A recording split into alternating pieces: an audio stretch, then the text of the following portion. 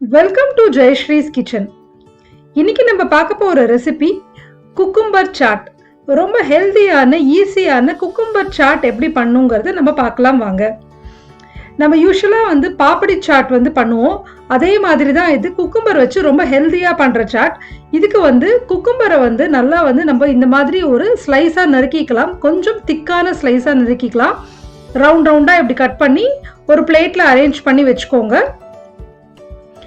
இதில் நான் வேக வச்ச கொண்டக்கடலையை இதில் சேர்த்துக்கிறேன். இதுக்கு மேலே நீங்கள் பொட்டேட்டோ கூட பாயில் பண்ணிவிட்டு கட் பண்ணி இது மேலே சேர்த்துக்கலாம். ஆர் வேர்க்கடலை கூட நீங்கள் பாயில் பண்ணிவிட்டு இது மேலே நம்ம சேர்த்துக்கலாம்.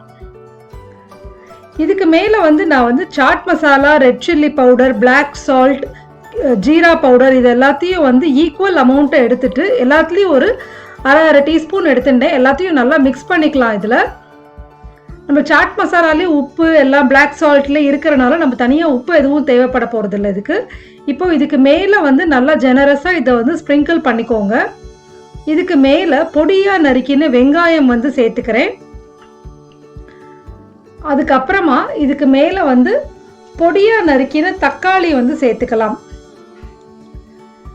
ஸோ நம்ம சாட் எப்படி பண்ணுறோமோ அதே மாதிரி தான் இதுவும். இப்போ இதுக்கு மேலே க்ரீன் சட்னி நான் சேர்த்துக்கிறேன். ஸோ இந்த அளவெல்லாம் உங்களோட தேவைக்கு ஏற்ற மாதிரி நீங்கள் சேர்த்துண்டா போகிறோம். இதுக்கு மேலே ஸ்வீட் சட்னி, இந்த டேட்ஸ் டாமரின் ஸ்வீட் சட்னி. இந்த க்ரீன் சட்னியும் ஸ்வீட் சட்னியோட ரெசிபியும் டிஸ்கிரிப்ஷன் பாக்ஸில் கொடுக்குறேன். ஆல்ரெடி நம்மளோட வெப்சைட்டில் இருக்குது. அதுக்கு மேலே கொஞ்சம் மாதுளம் பழம், pomegranate சேர்த்துக்கலாம். ஸோ இது எல்லாமே ஆப்ஷனல் தான். நீங்கள் மாதுளம் பழம் வேணும்னா சேர்த்துக்கலாம். அதுக்கு மேலே நம்ம சேவ் போட்டு கார்னிஷ் பண்ண போகிறோம். உங்களுக்கு பூந்தி இருந்ததுன்னா பூந்தி கூட நீங்கள் சேர்த்துக்கலாம். அப்புறம் சேவ் போட்டதுக்கு அப்புறமா கொஞ்சம் கொத்தமல்லி இலை போட்டு மேலே நம்ம இதை கார்னிஷ் பண்ணிவிட்டு இதை அப்படியே உடனே நம்ம சர்வ் பண்ணிடலாம். இது குழந்தைங்க ஸ்கூல்லேருந்து வந்தவுடனே கூட நீங்கள் பண்ணித்தரலாம். ஆர் ஏதாவது பார்ட்டி வீட்டில் ஹோஸ்ட் பண்ணுறீங்கன்னா அதுக்கு ஸ்டார்டருக்கு கூட இது மாதிரி நீங்கள் பண்ணலாம். எல்லா திங்ஸும் ரெடியாக எடுத்து வச்சுருந்தீங்கன்னா ஜஸ்ட்டு நீங்கள் அந்த சமயத்தில் அசம்பிள் பண்ணினா போதும். இந்த ரெசிபியோட டீட்டெயில்டு டெக்ஸ்ட் டிஸ்கிரிப்ஷன் பாக்ஸில் கொடுத்துருக்கேன். அதையும் பாருங்கள். தேங்க்யூ ஸோ மச் ஃபார் வாட்சிங் திஸ் வீடியோ.